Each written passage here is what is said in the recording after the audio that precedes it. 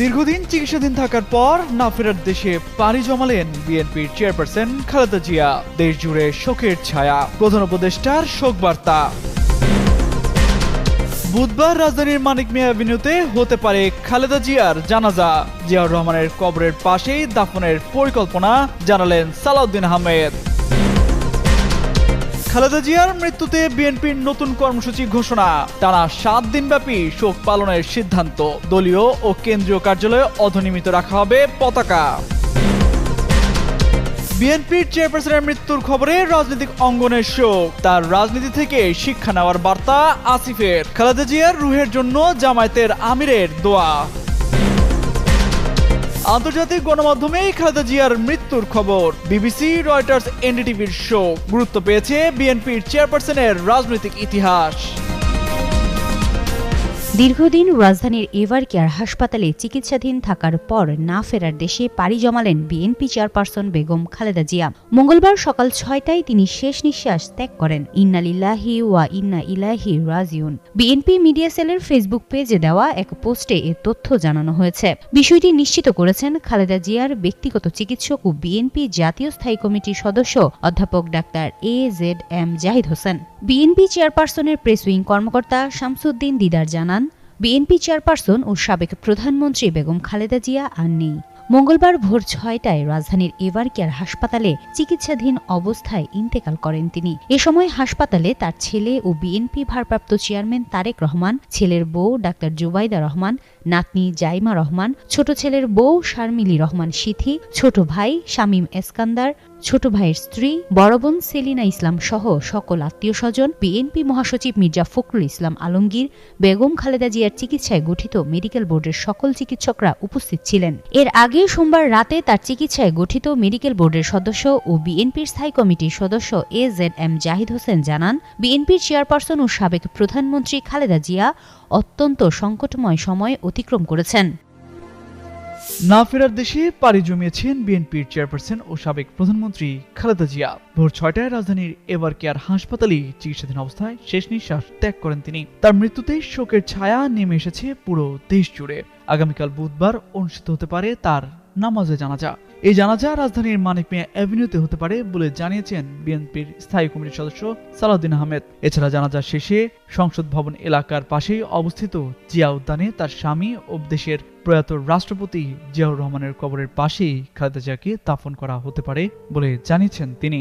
মঙ্গলবার ব্রিটিশ ভিত্তিক সংবাদ মাধ্যম বিবিসি বাংলাকে এ তথ্য জানান বিএনপির স্থায়ী কমিটির এই সদস্য।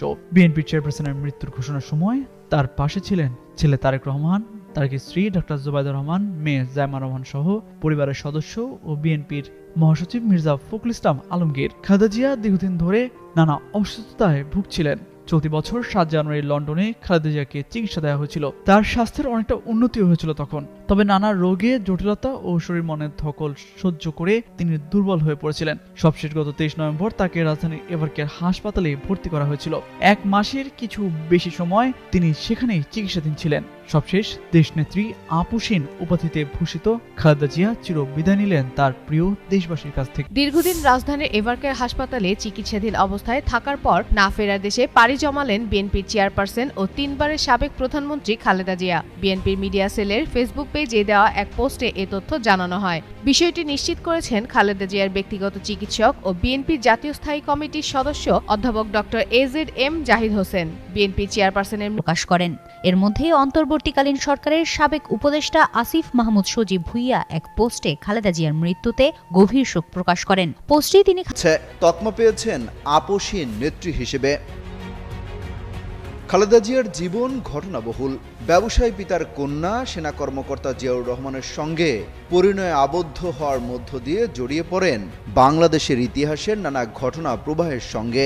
স্বাধীনতা যুদ্ধের দিনগুলোতে বন্দি জীবন কাটানো 2 সন্তানের মা খালেদা জিয়া দেশের সেনাপ্রধান ও প্রেসিডেন্টের স্ত্রী হিসেবে বর্ণাঢ্য জীবনের অভিজ্ঞতা লাভ করেন। আবার স্বামী প্রেসিডেন্ট জিয়াউর রহমানকে হারিয়ে অল্প বয়সে বিধবা হয়ে 2 সন্তানকে নিয়ে জীবন সংগ্রাম শুরু করতে না করতেই রাজনীতিতে জড়িয়ে পড়েন। তেমন কোনো রাজনৈতিক অভিজ্ঞতা না থাকলেও দেশের অন্যতম প্রধান রাজনৈতিক দল বিএনপির হাল ধরেন তিনি। রাজনীতিতে বেশ সাফল্যের স্বাক্ষরও রাখেন। 4 বারের সংসদে 5টি করে আসনে নির্বাচিত হন তিনি। আর প্রধানমন্ত্রী হিসেবে 3 বার দেশ পরিচালনায় নেতৃত্ব দেন। আমরা পার্লামেন্টে নাই, কোথাও নেই। খালেদা জিয়া 1945 সালের 15ই আগস্ট ভারতের জলপাইগুড়িতে জন্মগ্রহণ করেন। তার গ্রামের বাড়ি ফেনী জেলার ফুলগাজীতে। পিতা ব্যবসায়ী ইস্কান্দার মজুমদার ও মা তৈয়বা মজুমদার।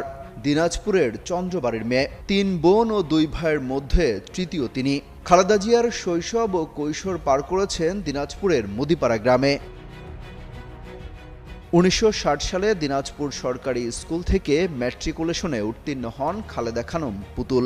পরে তিনি দিনাজপুর সুরেন্দ্রনাথ কলেজে পড়ালেখা করেন। কলেজে পড়ার সময় তখনকার পাকিস্তান সেনাবাহিনীর ক্যাপ্টেন জিয়াউর রহমানের সঙ্গে তার বিয়ে হয়। 1965 সালে স্বামীর সঙ্গে পশ্চিম পাকিস্তানে যান। 1969 সালের মার্চ পর্যন্ত করাচিতেই ছিলেন। এরপর ঢাকায় আসেন। কিছুদিন জয়দেবপুর থাকার পর জিয়াউর রহমানের পোস্টিং হলে চট্টগ্রামের 16 এলাকায় চলে যান। জিয়াউর রহমান খালেদা জিয়া দম্পতির 2 সন্তান তারেক রহমান পিনু আর প্রয়াত আরাফাত রহমান কোকো।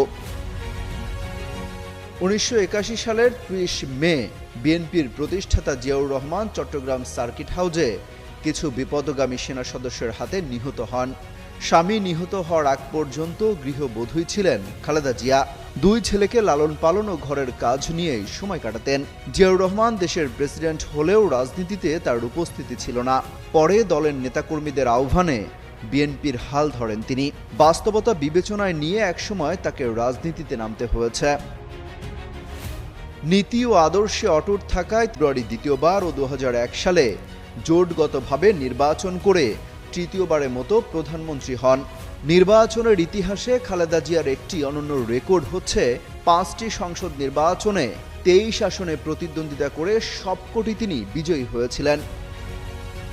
সেনার সমর্থিত 111-এর তত্ত্বাবধায়ক সরকারের আমলে খালেদা জিয়াকে 2007 সালের 3 সেপ্টেম্বর গ্রেপ্তার করা হয়।